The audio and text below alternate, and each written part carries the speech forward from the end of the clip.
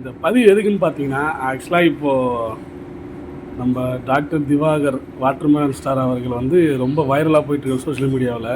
ஆனால் நெகட்டிவாக போயிட்டுருக்காரு. அவரை பற்றின ஏகப்பட்ட வீடியோஸ் ஷேர் ஆகிட்டுருக்கு. இதை பண்ணிட்டார், அதை பண்ணிட்டார், இப்படி பேசுகிறார், அப்படி பேசுகிறாருன்ட்டு.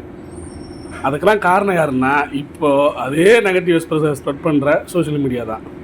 அவர் வீடியோ பண்ணும்போது கோமாளித்தனமாக பண்ணார். ஏகப்பட்ட பேர் பண்ணிகிட்ருக்காங்க அந்த மாதிரி. அதை அவர் பண்ணிட்டு அவர் போயிருப்பார். அவரை கூப்பிட்டு இன்டர்வியூ மேலே இன்டர்வியூ எடுத்து அவரே சொல்கிறார் 500 சேனல் இன்டர்வியூ கொடுத்துருக்காரு.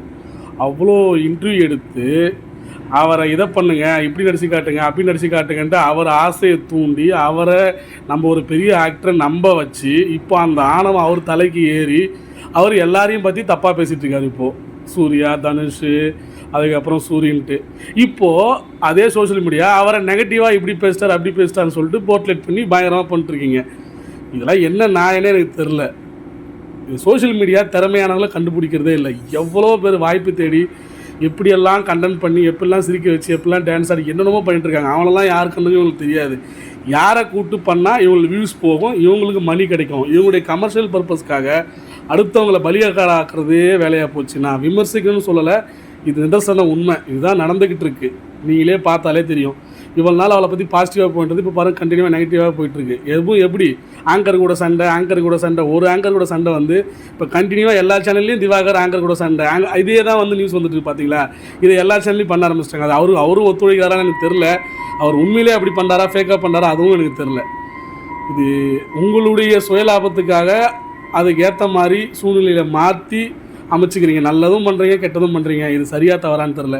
இதே தான் கொஞ்சம் வருஷத்துக்கு முன்னாடி கேப்டன் ஐயாவை போட்டு பாடாக படுத்தி நல்லா இருந்த மனுஷனை என்னென்னமோ ஆக்கி சிதைச்சிட்டிங்க. செத்ததுக்கப்புறம் உட்காந்து ஓயாமல் அவரை கொண்டாடுற மாதிரியே வீடியோ போட்டிங்க. இதில் இன்னொரு பிரச்சனை என்னென்னா, இப்போது ஜஸ்ட் ஒரு வீடியோ பார்த்தேன். 600 டிகிரி செல்சியஸ் வெப்பத்தில் தீ மிதித்த பிரபலம் சொல்லிட்டு, ஆடி மாதம் ஆனால் உலகம் பூரா தமிழ்நாடு பூரா தீ மிதிச்சிட்டிக்காங்க. இதை ஒரு பெரிய விஷயமா, அதுவும் 600 டிகிரி செல்சியஸாக அவர் தீயில் மிதிச்சிட்டாராம்.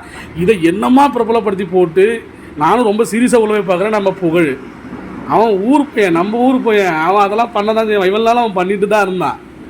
அப்போ யாருமே எதுவும் கண்டுக்கல. இப்போ என்னன்னு எனக்கு சொல்ல வர்றதுனே புரியல. ஒரு நியூஸு அதை எப்படியெல்லாம் பண்ணி எப்படியெல்லாம் பண்ண முடியுமோ தெளிவாக பண்ணுறீங்க. என்ன சொல்லுதுன்னே எனக்கு தெரில. சோஷியல் மீடியா ஏன் இப்படி போயிட்டுருக்குன்னு திறமையானவங்களுக்கு வாய்ப்பு கொடுங்க. அவங்கள கூப்பிட்டு போய் எடுக்க வைங்க, அவங்கள கூப்பிட்டு எல்லாம் பண்ணுங்கள். அவங்க வளரட்டும்.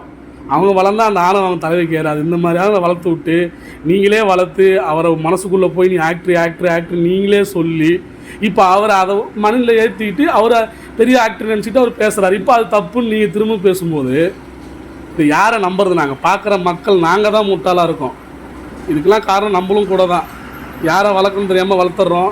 அதுக்கப்புறம் அவன் தப்பாக பேச அவனை போட்டு திரும்பி அடிக்கிறோம்.